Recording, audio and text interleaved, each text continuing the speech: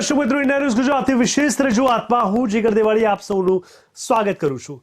દર્શક મિત્રો, છેલ્લા 2-3 વર્ષની અંદર આપણે સૌથી વધારે કોઈ વસ્તુનું વેલ્યુ સમજ્યા હોય ને તો તે આપણું સ્વાસ્થ્ય છે. હંમેશા કહેવાય છે કે પહેલું સુખ તે જાતે ડર્યા. Health is wealth. મિત્રો, હંમેશા કહેવાય કે સ્વાસ્થ્ય સારું તો બધું જ તમે લડી લેશો. જાન હે તો જહાન હે, આપણે હંમેશા સાંભળતા આવ્યા છે. હવે છેલ્લા ઘણા વર્ષોથી આપણે જોતા આવ્યા છે કે મેડિકલ સાયન્સે જે ડેવલપમેન્ટ કર્યું છે તે બિલકુલ વખાણવા લાયક તો છે જ છે, પરંતુ સાથે સાથે ઘણા અંશે વિવાદાસ્પદ પણ બનતું જાય છે. હવે તમને થશે, એક બાજુ વખાણની વાત કરું છું ને બીજી બાજુ વિવાદની કેવી રીતે? મિત્રો, છેલ્લા ઘણા સમયમાં ખાસ કરીને કોવિડ કાળમાં તમે જોયું છે કે દવાઓની જે વેલ્યુ થઈ છે એ કદાચ આ પહેલાં ક્યારે પણ નહોતી. પણ શું તમને ખબર છે તમે જે દવા લઈ રહ્યા છો તેની અંદર શું કન્ટેન્ટ છે, તેની શું અસર છે, તેની શું આડઅસર છે? મોટા ભાગે નાનપણથી તમે જોયું હશે કે તમે જ્યારે પણ દવા લો છો ત્યારે તમારા ફેમિલી ડૉક્ટર હંમેશા તમને સજેસ્ટ કરતા હોય છે કે આ દૂધ સાથે લેવી અથવા જમ્યા પછી લેવી અથવા કંઈક ખાઈ લેવું ને પછી લેવી. કેમ એવું કહે છે? એટલા માટે કારણ કે તે લોકો જાણે છે કે ઓલરેડી એ દવા ગરમ પડવાની છે અને તેની આડઅસર બીજા બધા બોડીના ફંક્શન પર પડવાની છે. પણ માત્ર આટલેથી ન અટકતા અમુક દવાઓ સીધી રીતે જો કેન્સર અથવા બીજી કોઈ બીમારીને નોતરે તો તમે કહેશો તો પછી દવાઓ વેચાવી જ ના જોઈએ. બિલકુલ સાચી વાત છે, પણ પછી પણ વેચાય તો? સવાલ અહીંયા એ જ છે. પ્રતિબંધિત દવાઓના વેચાણ અંગેની અરજી પર ગુજરાત હાઈકોર્ટે 2 ફાર્મા કંપનીઓને નોટિસ ફટકારી. કોર્ટે કેન્દ્ર, એફડીસી અને ફાર્મા કંપનીઓ કેડિલા ફાર્માસ્યુટિકલ્સ અને જેબી કેમિકલ્સને નોટિસ મોકલી છે. સુનાવણી માટે આગામી તારીખ 15 જૂન નક્કી કરવામાં આવી. પીઆઈએલ જાહેર આરોગ્યને ધ્યાનમાં રાખીને અને વિશ્વભરમાં પ્રતિબંધિત દવાઓ ભારતમાં વેચવામાં ન આવે તે સુનિશ્ચિત કરવા માટે છે તેવું અરજદાર રાજેશ કુમાર મિશ્રાનું પ્રતિનિધિત્વ કરી રહેલા એડવોકેટ જય ઠાકરે જણાવ્યું. તેમની અરજીમાં અરજદારે જણાવ્યું કે તેમની ચિંતા એ છે કે દવા માનવ શરીરમાં પહોંચે છે અને તેની ઇચ્છિત અસર ન આપે. માણસો જીવરક્ષક દવાઓ તરીકે એન્ટીબાયોટિકનું સેવન કરે છે. અલગ અલગ પ્રકારની દવાઓ હોય છે. એલોપેથિક હોય છે, હોમિયોપેથિક હોય છે, આયુર્વેદિક હોય છે અને એન્ટીબાયોટિક હોય છે. એમાં એન્ટીબાયોટિક આપણે શબ્દો વારંવાર એટલા માટે સાંભળતા હોય છે કારણ કે જલ્દી અસર કરે છે. એનો મતલબ સીધી રીતે એના કન્ટેન્ટ ઘણા સ્ટ્રોંગ હોય છે. જ્યારે એલએમએક્સ ફોર્ટ મંજૂર પ્રમાણભૂત ગુણવત્તાની ન હતી ત્યારે કેડિલા ફાર્માની ફરજ હતી કે તે આવા ગંભીર ગુણવત્તાના મુદ્દાઓની જાણ ડ્રગ કંટ્રોલરને કરે અને તેને તરત જ આખી બેચને પાછો બોલાવે, જે કરવામાં ન આવ્યું. તેમણે એવું પણ કહ્યું કે જેની એક નકલ હાઈકોર્ટે જોઈ છે.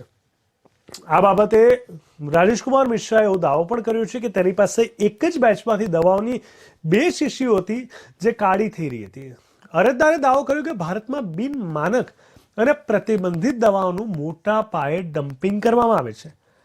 મિશ્રા એલજે સ્કૂલ ઓફ લોના વિઝિટિંગ પ્રોફેસર પણ છે અને ગુજરાત હાઈકોર્ટમાં પ્રેક્ટિસ કરતા વકીલ પણ છે. અને જો બ્રાન્ડ એસીલોકનું ઉદાહરણ તરીકે ગણવામાં આવે તો કેડિલાએ 2021માં લગભગ 190 કરોડ અને 2022માં 220 કરોડમાં એસીલોકનું વેચાણ કર્યું તેવું તેમણે જણાવ્યું. આ મૂલ્ય દૂષિત, ભેળસેળવાળું મોલેક્યુલ વેલિડિટીના ભારતીય બજારના હિસ્સાના લગભગ 50% જેટલું છે. એ પીઆઈએલમાં આક્ષેપ કરવામાં આવ્યો છે. એસીલોક બ્રાન્ડ ગુણવત્તા સમસ્યા દર્શાવે છે. તેવી જ રીતે ડ્રગ એલએમએક્સ ફોર્ટ એટલે કે એમોક્સિલિક અને કેલિક્યુલિક એસિડ 2021 અને 22માં દર મહિને લગભગ 1 કરોડમાં વેચવામાં આવતી હતી તેવું પીઆઈએલમાં જણાવ્યું છે. વધુ સમય ન લેતા આપણી સાથે રાજેશ મિશ્રા જે એડવોકેટ છે તેઓ જોડાઈ ગયા છે, જેમણે આ પીઆઈએલ કરી છે. તેમની પાસેથી વધુ જાણવાની કોશિશ કરીશું. રાજેશ મિશ્રા, આપનું ખૂબ ખૂબ સ્વાગત છે ઇન્ડિયા ન્યૂઝ ગુજરાત પર.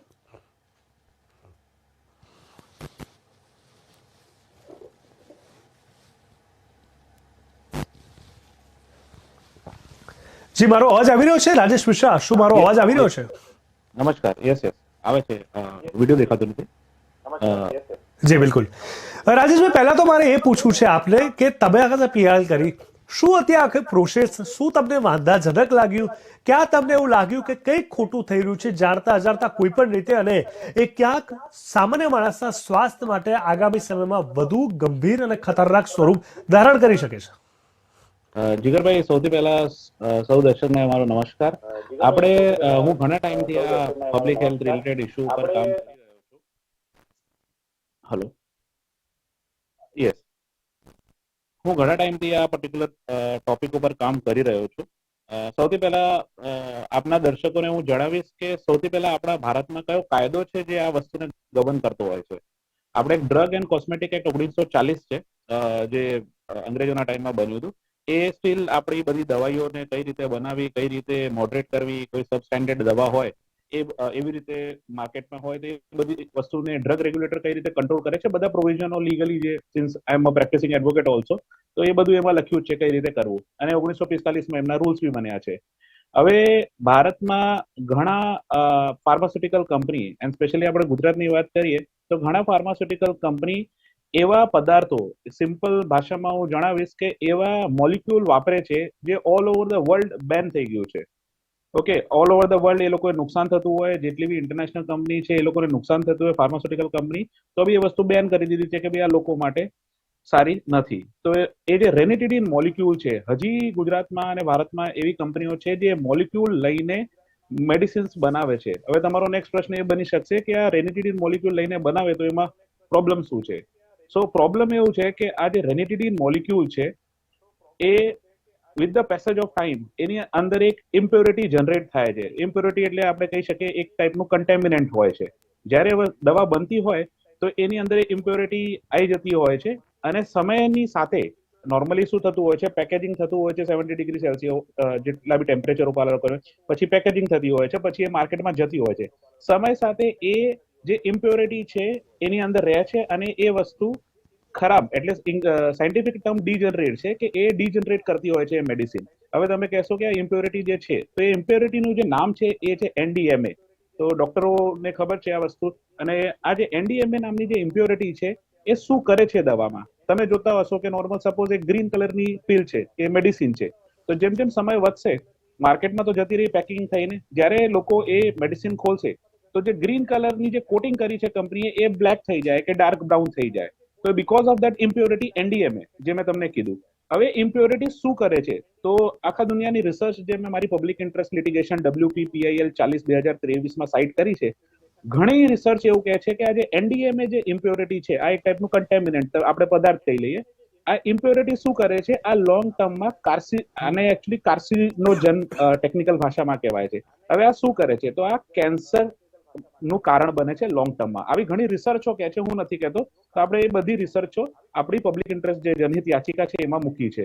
તો એના લીધે મારું ફોકસ એ જ હતું કે આપણે આવા મોલિક્યુલ જે લોંગ ટર્મમાં પ્રોબ્લેમ કરે કે કેન્સર, આપણને લાગે છે કે ભાઈ આ દવા આપણે એસિડિટી માટે લઈ રહ્યા છીએ અને લોંગ ટર્મમાં એ વસ્તુ તમને કેન્સરમાં કન્વર્ટ કરી દે, તો એવી મેડિસિન કાયદેસર માર્કેટમાં હોવી જ ના જોઈએ.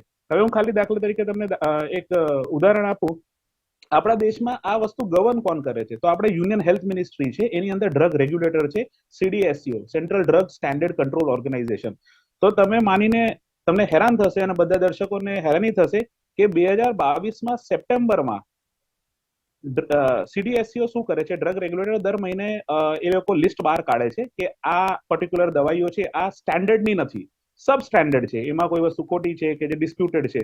એવી રીતે દર મહિને એ લોકો લિસ્ટ કાઢતા હોય છે ડ્રગ રેગ્યુલેટર. તો એમાં બી આ જે મેં દવા મેન્શન કરી છે એનું મેન્શન છે એસિલોકનું, કે આમાં જે રેનિટીડિન મોલિક્યુલ વપરાય છે, ઘણી રિસર્ચો કહે છે કે આ લોંગ ટર્મમાં કેન્સરસ સાબિત થઈ રહી છે. એ કીધા પછી ડ્રગ રેગ્યુલેટરે કહી દીધું છે, લિસ્ટ બહાર કાઢી દીધું છે. એ લિસ્ટ આયા પછી બી આ ફાર્માસ્યુટિકલ કંપનીઝ જેટલી છે જે રેનિટીડિન મોલિક્યુલ્સને યુઝ કરીને મેડિસિન બનાવે છે, એ લોકો માર્કેટમાં આ મેડિસિન્સ મોકલે છે. હવે ઘણી વખત ઘણી જગ્યાથી કમ્પ્લેન રેસ થતી હોય છે. તો રેસ કર્યા પછી એકચ્યુઅલી જે મેં તમને કીધું ડ્રગ્સ એન્ડ કોસ્મેટિક એક્ટ, તો એમાં આખું એક પ્રોસિજર છે કે તમારે દવા નાખીને, તો લગભગ 15,000 આ લોકોના સ્ટોકિસ્ટ છે, 8 લાખ આ લોકોના રિટેલર છે. તો દવા નાખી દીધી, સપોઝ અહીંથી કમ્પ્લેન, કોઈ જગ્યાથી કમ્પ્લેન આવે, ઇન્ડિયામાં ઔરંગાબાદ હોય કે અમદાવાદ હોય, કોઈ જગ્યાથી જનરલી રિકોલ કરી લેવાતી હોય છે અને મેડિસિનને ડિસ્ટ્રોય કરવામાં આવતું હોય છે.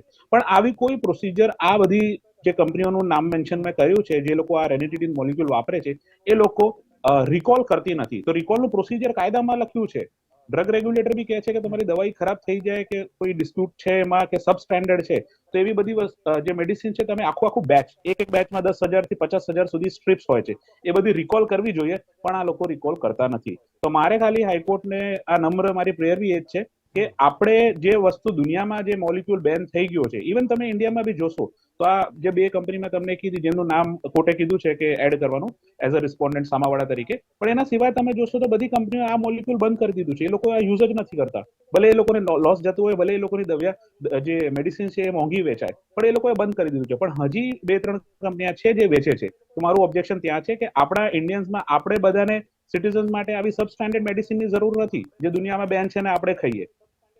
યસ જીલાભાઈ.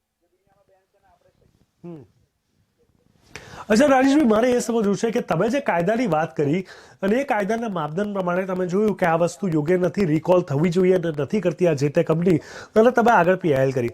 હવે રિકોલ ન કરવા પછી બી કોઈ કાયદાનું ઉલ્લંઘન તરીકે કોઈ કાયદા અહીંયા લાગુ પડે છે કારણ કે એ ડબલ પનિશમેન્ટના ભાગરૂપે ખબર છે કે આ વસ્તુ યોગ્ય નથી, આનાથી કેન્સર અથવા બીજી કોઈ બીમારીને આમંત્રિત કરી શકાય છે, છતાં રિકોલ કરવાના કાયદામાં હોવા છતાં રિકોલ ના કરે તો પછી એના માટે કોઈ મોટી આખી જોગવાઈઓ છે ખરા કંપની માટે? જીગરભાઈ, જેમ મેં તમને કીધું કે કાયદો છે જ, હવે એવું નથી કે કાયદો નથી. અને જે ડ્રગ રેગ્યુલેટર છે આપણે ગાંધીનગર હોય કે આપણે સેન્ટ્રલ ગવર્મેન્ટ દિલ્હીમાં હોય તો એજન્સીઝ બી છે જે ટાઈમ ટુ ટાઈમ કહેતી હોય છે કે ભાઈ આવી બધી મેડિસિન તમે માર્કેટમાં પુશ ના કરો. પણ જીગરભાઈ તમને ખબર હશે કે આના પાછળનું રીઝન શું, આ લોકો શેના માટે આ બધું કરતા હોય છે? આનું રીઝન એક જ છે કે જે પ્રોફિટ જે જનરેટ થઈ રહ્યું છે એ બહુ મોટી માત્રામાં થઈ રહ્યું છે. મેં ઓલરેડી પેટિશન બી તમને શેર કરી, તમે જોશો આ એક નોર્મલ એસિડિટી મેડિસિન થી તમે પોતે કીધું કે 400 કરોડનું બિઝનેસ 2 વર્ષમાં આ એક પર્ટિક્યુલર કંપની કરી રહી છે. હવે આ 400 કરોડમાંથી સપોઝ જે કમ્પ્લેન આવે છે તો આ લોકો 8 કરોડ 9 કરોડ જેટલી રિકોલ કરતા હોય છે. તો એ આખું એક સિસ્ટમ છે જેવી રીતે રિકોલ કરવાની હોય છે, પણ એ લોકો બાકીના જેટલા બેચીસ છે એ લોકો રિકોલ નથી કરતા. હવે જયારે રિકોલ નથી કરતા તો જે મેડિસિન અમે હાઈકોર્ટમાં ચીફ કોર્ટમાં બતાવી મેડિસિન્સ બી બતાવી, ટેકનિકલી હવે એ બધા બેચીસ નંબર રિકોલ નથી થયા પણ એ માર્કેટમાં અવેલેબલ છે. તો ગ્રીન કલરની જે પિલ હોવી જોઈએ એસિલોક જે એસિડિટીની એ ત્યાં બ્રાઉન કલરની કે બ્લેક થઈ રહી છે. તો because of that NDMA content or એની અધર ઇમ્પ્યોરિટી બી થઈ શકે છે. એવું નથી કે એનડીએમએ છે, પણ એનું જાંચ કરવાનું જે રીઝન છે એનું જાંચ કોણ કરશે? એની જાંચ કરશે જે આપણી એજન્સીઝ છે અને ફાર્માસ્યુટિકલ કંપનીને પાર્ટિસિપેટ કરવું પડશે બીકોઝ એમનું પ્રોફિટ આટલું મોટું છે કે આ લોકો જાંચ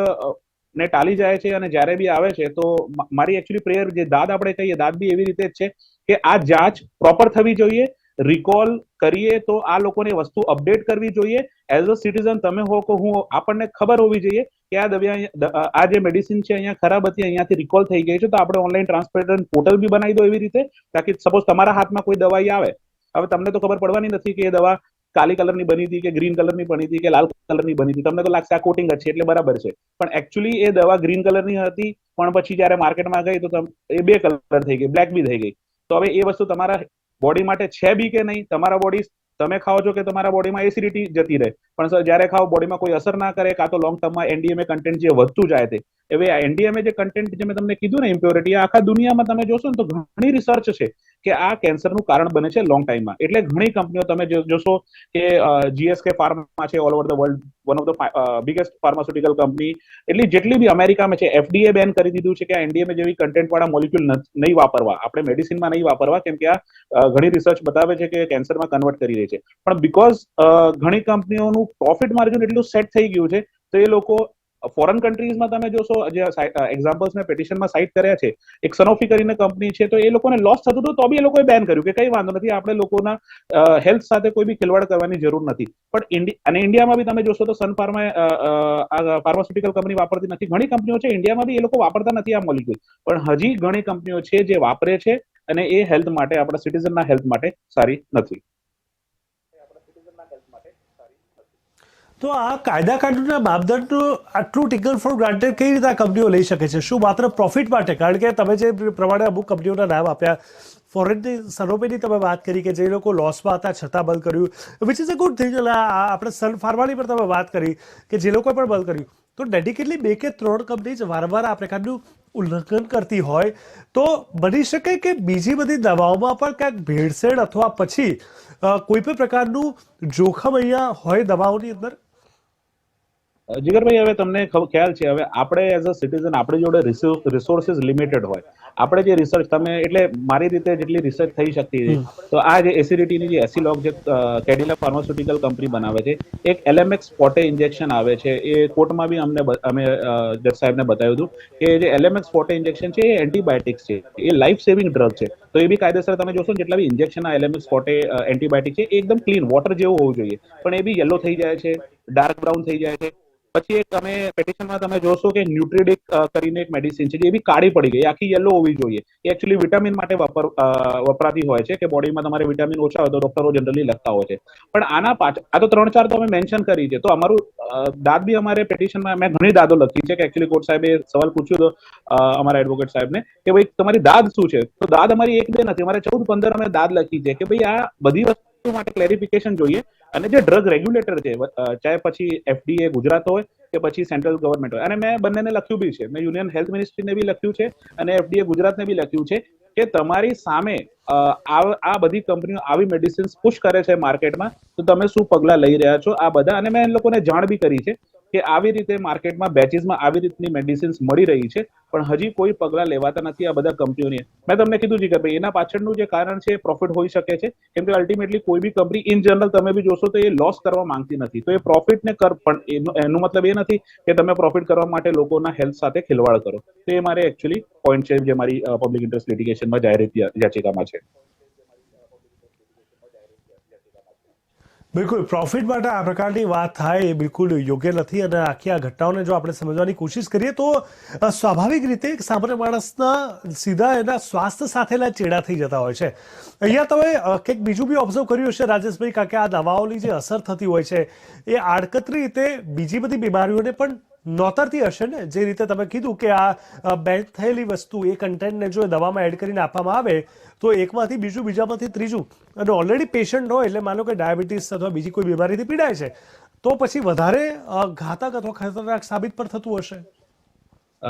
જીગાભાઈ, પહેલા એ વસ્તુ હું ક્લિયર કરી દઉં, કંપનીઓ એડ નથી કરતી. તમે એક સ્ટેન્ડર્ડ ફોલો ના કરો ને, સપોઝ આપણા ઘરમાં જે જમવાનું પડ્યું છે, બરાબર, સપોઝ 4-5 દિવસ એ જમવાનું પડ્યું હોય તો શું થઈ જાય, એમાં ફંગસ લાગી જાય. તો આ બધા જે કન્ટેમિનેન્ટ જે મેં એનડીએમએ ની વાત કરી, તો આ જ્યારે મેન્યુફેક્ચરિંગ થાય છે, દવા જ્યારે બને છે, તો આ લોકોનું આખું સાયન્ટિફિક પ્રોસિજર હોય છે કે આ ટેમ્પરેચર ઉપર બનવી જોઈએ. તો જ્યારે એ ટાઈમે એ લોકો સ્ટેન્ડર્ડ ફોલો ના કરે ને, તો આવી બધી ઇમ્પ્યોરિટી એ મેડિસિનમાં ઘૂસી જાય છે. પછી તમારે એક હીટ લેવલ ઉપર એ બધી દવાઈઓને પેક કરવી પડે છે. આખા જે આપણે સ્ક્રિપ્ટ આપણી જોડે મળે છે એ પેક કરો, અને જેમ જેમ સમય વીતે છે તો એ જે ડીજનરેશન ચાલુ થયું હતું મેન્યુફેક્ચરિંગ સ્ટેજ ઉપર, એ પછી with the passage of time એ દવાને કાલી કરી નાખે છે કે ડાર્ક બ્રાઉન કરી નાખે છે. તો એવું નથી કે કંપની એડ કરે છે, પણ કંપનીઓ બનાવતા ટાઈમે એ સ્ટેન્ડર્ડ ફોલો કરતી નથી. તો પહેલો પોઈન્ટ તો એ રહ્યો. બીજું મેં તમને પ્રોફિટ કીધું, તો લગભગ 650 કરોડ મેં પેટિશનમાં બી લખ્યું છે, 650 કરોડનો બિઝનેસ છે. તો આ કંપનીઓ કઈ રીતે બચી જાય છે, તમે ઓલરેડી તમને પેટિશનમાં તમને મળશે. એક ટર્મ વપરાય છે પ્રોફેશનલ સર્વિસ અગ્રીમેન્ટ, પીએસએ. હવે આ પીએસએ શું છે? તો નોર્મલી આપણે કહીએ તો પ્રોફેશનલ સર્વિસ અગ્રીમેન્ટ આ લોકો જનરલી ડોક્ટરો જોડે, એજન્ટ્સ જોડે, જનરલી આ ફાર્માસ્યુટિકલ કંપની કરતી હોય છે. હવે પીએસએ નું મિનિંગ શું, એ શું કઈ રીતે એક્ઝિક્યુટ થતી હોય છે? તો સપોઝ તમે જીગરભાઈ એક ફાર્માસ્યુટિકલ કંપની ચલાવો છો અને હું એક ડોક્ટર છું, તો નોર્મલી શું થાય છે, આવા બધા અગ્રીમેન્ટો તમે મારી જોડે કરો કે ભાઈ ડોક્ટર સાહેબ તમે અમારી જ્યારે બી તમારે ટાઈમ હોય તો અમારી કંપનીમાં આવીને કે અમે પ્લેસ ડિસાઇડ કરીએ તો તમારે સેમિનાર કરવાનો, તો એવી રીતે અગ્રીમેન્ટ થતું હોય છે. પણ નોર્મલી તમે પ્રેક્ટિકલી જોવા જાવ તો એવું કોઈ સેમિનાર કોઈ દિવસ હોતું નથી. અને તમે જોશો આવા બધા ડોક્ટરો, આવા બધા સ્ટોકિસ્ટ, આવા બધા જે પર્સન છે જે મેડિસિન વેચે છે, આ બધા જે ચેન છે, આ લોકો જનરલી આ કંપનીની મેડિસિન્સ રિકમેન્ડ કે તો કાં તો પ્રિસ્ક્રાઇબ કરતા હોય છે લોકોને. તો ટેકનિકલી આ જે પ્રોફેશનલ સર્વિસ અગ્રીમેન્ટ છે એ એક ટાઈપનું ક્લાઉડ બની ગયું છે, જે આપણે કહી શકાય કે એક ટાઈપની ફીસ આપે છે કંપની કે તમે માર્કેટમાં આ દવાઈઓ વેચો.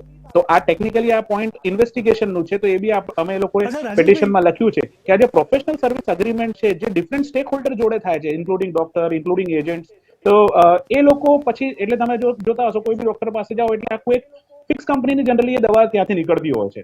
તો એનું કારણ શું? એને બી એક બે પૈસા મળતા હશે, એટલે એ બધું વસ્તુ ચાલતી હોય છે. તો અમે કહીએ છીએ કે આ બધું જેટલા બી અગ્રીમેન્ટ થઈ રહ્યા છે ને, આ બી ઇન્વેસ્ટિગેટ કરો. બીકોઝ અલ્ટિમેટલી જો જીગરભાઈ તમે અને અમે આપણે તો આ ઇન્વેસ્ટિગેટ કરી શકવાના નથી, કેમ કે આપણી જોડે રિસોર્સિસ લિમિટેડ છે. પણ જે ડ્રગ રેગ્યુલેટર છે, જે સરકારની સંસ્થાઓ છે, તો એ કરી શકે છે. તો અમારી દાદ એ જ છે કે જે કાયદો છે એમાં બધું છે જ, પણ તમે ઇમ્પ્લિમેન્ટ કરાવો. મારો એ જ સવાલ છે રાજેશભાઈ, મારો સવાલ એ જ છે કે ડ્રગ કંટ્રોલર અહીંયા શું કરી રહ્યા છે? ડ્રગ કંટ્રોલર ને જીગર મેં તમને કીધું ને, ડ્રગ કંટ્રોલર ને ટાઈમ ટુ ટાઈમ કમ્પ્લેન મળતી જ હોય છે. મેં તમને મારા ઇન્ટ્રોડક્શનમાં મેં કીધું કે આપણે ડ્રગ કંટ્રોલર એ લોકો શું કરે છે કે દર મંથ, એવરી મંથ એ લોકો છે ને લિસ્ટ બહાર કાઢી દે છે. મેં એકચ્યુઅલી એડિશનલ એફિડેવિટ થ્રુ આ સપ્ટેમ્બર વાળી જે હતી એમાં એ લોકો સેમ્પલ રેન્ડમ સેમ્પલિંગ લેતા હોય છે કે આ 1500 દવા આપણે ટ્રાય કરીએ તો આ 1500 માં આ 59 દવા છે જે સ્ટેન્ડર્ડ મેન્ટેન નથી કરતી. તો નોર્મલી ડ્રગ કંટ્રોલર શું કરતું હોય છે, ડ્રગ કંટ્રોલર શું કરે કે એ લિસ્ટ બહાર કાઢી દે કે ભાઈ આ બધી સ્ટેન્ડર્ડ દવા નથી. પણ હવે તમે જઈને વાંચવાના નથી, હું બી જઈને વાંચવાના નથી. હવે ડ્રગ કંટ્રોલરને સ્પેસિફિક કમ્પ્લેન કોણ આપશે? સવાલ ત્યાં છે. સમજ્યા તમે? સવાલ છે કે કમ્પ્લેન આપવા માટે કાં તો ડ્રગ કંટ્રોલર પોતે પગલા લેવા જોઈએ. તો નોર્મલી ડ્રગ કંટ્રોલર પગલા લેતી હોય છે અને એ બધી મેડિસિન બહાર મૂકતી હોય છે, અને ઘણી વખતે કંપનીઓને કહેતી બી હોય છે. રિટર્ન આર્ગ્યુમેન્ટ અમે લોકોએ ઘણી જે ઇન્ટરનલ સોર્સના જે ડોક્યુમેન્ટ્સ મેં સાઇટ કર્યા છે, તે ઘણી વખતે એ લોકો કહેતા હોય છે. પણ એ કેવું હોય છે કે જ્યારે એ બધું અપડેટ આવે ત્યારે કંપનીઓ થોડું લાઇનમાં ચાલતી હોય, એ લોકો સામે બેચીસ સારા મૂકતી હોય છે, અને with the passage of time પછી એનું એ ચાલુ કે ભાઈ ઠીક છે, કંપનીઓ પ્રોફિટ કરે છે. તો એટલે આ વખતે મેં જે મારી દાદો લખી છે, મેં દાદોમાં એ વસ્તુ ક્લિયર લખી છે કે direct the drug controller also. જે તમારો મૂળ સવાલ છે ને, મેં કીધું કે ડ્રગ કંટ્રોલર મેં બી કહો કે તમે શું કરી રહ્યા છો. રાજેશભાઈ, છેલ્લો સવાલ એ હું તમને રોકવા માંગીશ. મારો છેલ્લો સવાલ એ છે, સમયની થોડી મર્યાદા છે, હું તમને પૂછવા માંગીશ કે જ્યારે આખી આ ઘટના પછી, આ પીઆઈએલ પછી જ્યારે નોટિસ આપી હશે, તો કોર્ટે નોટિસમાં શું કહ્યું હતું એ કંપનીઓને? નોટિસમાં છેલ્લે મેં તો ભારત સરકારને અને ગુજરાત સરકારમાં જે ડ્રગ રેગ્યુલેટર છે એમને સામેવાળા રેસ્પોન્ડન્ટ બનાવ્યું હતું. પણ કોર્ટે કીધું કે જે કંપનીઓ આ કરે છે, કેમ કે એ લોકોનું 90% ઉપર માર્કેટ શેર છે ગુજરાતમાં બી અને આખા ઇન્ડિયામાં પર્ટિક્યુલર મેડિસિન લઈને, તો કોર્ટે કીધું કે એ લોકોને બી પાર્ટી બનાવો. એ લોકોને શું કેવું છે આ બધા ડિટેલ વિશે, તો એ લોકોને અમને અલાઉ કર્યું છે કે એ લોકોને પાર્ટી બનાવો. તો હવે એવી જે ફાર્માસ્યુટિકલ કંપનીઓ આવી દવાઈઓ વેચે છે કાં તો રિકોલ નથી કરતી, તો એ લોકોને પાર્ટી બનાવવામાં આવ્યું છે કોર્ટના ઓર્ડર મુજબ. બિલકુલ બિલકુલ ઠીક છે રાજેશભાઈ, તમે જે પ્રકારે કોશિશ કરી છે આ પીઆઈએલ થકી, તમે જે સામાજિક ધોરણે એક જાગૃતિના ભાવ રૂપે તમે જે આ એક મુહિમ ઉપાડી અને લોકોના સ્વાસ્થ્ય સાથે ચેડા ન થાય એની જવાબદારી તમે લઈ અને આગળ વધી રહ્યા છો. ખૂબ ખૂબ શુભકામના. આશા રાખીએ કે આગળના સમયમાં દૂધ પાણી થાય અને જે યોગ્ય વસ્તુ છે એ લોકો સુધી પહોંચે, અને ક્યાંય પણ એવું જોખમ કે ખતરનાક વસ્તુ હોય તો કાયદાકીય ધોરણે તમે એને ડામવામાં સફળ થાવ, એવી ખૂબ ખૂબ શુભકામના છે. અમારી સાથે જોડવા માટે રાજેશભાઈ ખૂબ ખૂબ ધન્યવાદ. તો દર્શક મિત્રો, આજકાલની બીમારીઓમાં દવાઓ પર ડિપેન્ડ રહેતા લોકો, ખાસ કરીને એન્ટીબાયોટિક જેના પર હાવી છે, એ લોકોને સમજવું જાણવું જરૂરી છે કે દવા તેમના પર અસર થાય છે કે કેમ. એ દવા અસર કરતાં વધારે સાઈડ ઇફેક્ટ તો નથી આપી રહી, અને જો હા તો એ કઈ કંપની છે, અને જે કોઈ કંપની વેચે છે તો કેમ વેચે છે, અને જો છતાં પણ વેચે છે તો શું કોઈ ડ્રગ ઇન્સ્પેક્ટરથી લઈને ડ્રગ કંટ્રોલર તેના પર કોઈ ધ્યાન નથી આપી રહ્યું? આવા અનેક સવાલો છે. જો ખબર જ છે કે આ વસ્તુ બેન છે એટલે અયોગ્ય છે, અને છતાં પણ ભારતમાં અમુક કંપની જો એનું વારંવાર વેચાણ કરતી હોય તો એ માત્ર પોતાના ફાયદા એટલે કે પ્રોફિટ માટે કરતી હોય છે. એવા સમયે આપણે પણ જાગૃત થવું પડશે, ઇન્વેસ્ટિગેશન થોડું કરવું પડશે, રિસર્ચ કરવું પડશે, અને એ રીતે આપણે સૌ જાગૃત થઈએ. અને આશા રાખીએ કે આગળના સમયમાં આવી કોઈ પણ ગુણવત્તા વગરની વસ્તુ, ખાસ કરીને મેડિકલ ફિલ્ડમાં, આપણા સુધી ન પહોંચે. હાલ મારી આ વિશેષ રજૂઆતમાં બસ અત્યારે આટલું જ. નમસ્કાર.